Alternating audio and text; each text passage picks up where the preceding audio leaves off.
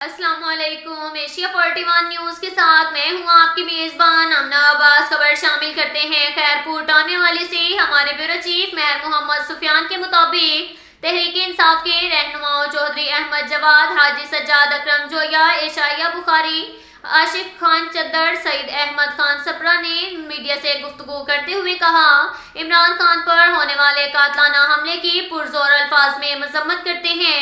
ایسے حملے پاکستان تحریک انصاف کی مرکزی قیادت اور کارکنان کی حوصلہ پست نہیں کر سکتے ہیں۔ عمران خان کے پاؤں پر لگنے والی گولی ہمارے دل پر لگی ہے۔ ہمیں اس بات کا بہت افسوس ہے کہ ہم پاکستان کے تمام اداروں سے مطالبہ کرتے ہیں کہ اس سازش میں ملوث تمام افراد کو گرفتار کر کے اقرار کے سزا دی جائے۔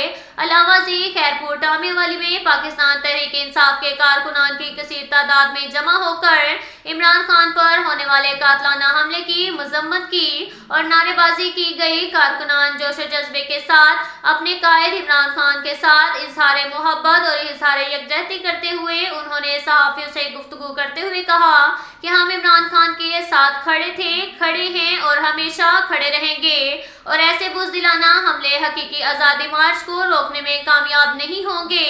حقیقی آزادی مارچ اپنے منزل مقصود پر ضرور پہنچے گا اور اپنے مطالبات منوا کر ہی اختتام پذیر ہوگا۔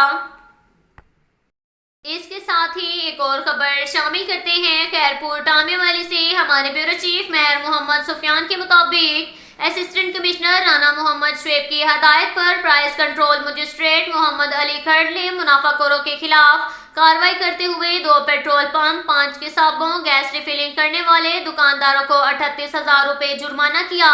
خیرپور ٹامے والی اور گرد و نواح میں پیٹرول پمپ مالکان، قصابوں، غیر قانونی گیس ریفلنگ کرنے والے دکانداروں نے اوور چارجنگ کر کے صارفین کو لوٹ رہے تھے کہ صارفین نے منافع خوروں کے خلاف اسسٹنٹ کمشنر رانا محمد شعیب کو شکایت کی۔ صارفین کی شکایت پر اسسٹنٹ کمشنر رانا محمد شعیب نے پرائس کنٹرول مجسٹریٹ محمد علی کھڑ کو ہدایت کی کہ منافع خوروں کے خلاف بلا تفریق کارروائی کریں، جس پر پرائس کنٹرول مجسٹریٹ محمد علی کھڑ نے اوور چارجنگ کرنے والے پیٹرول پمپ مالکان حمزہ کو 10,000 روپے، گجر پیٹرول پمپ کے ملازم کو 5,000 روپے، جبکہ قصابوں اور غیر قانونی گیس ریفلنگ کرنے والے دکانداروں کو 38,000 روپے جرمانے کیے۔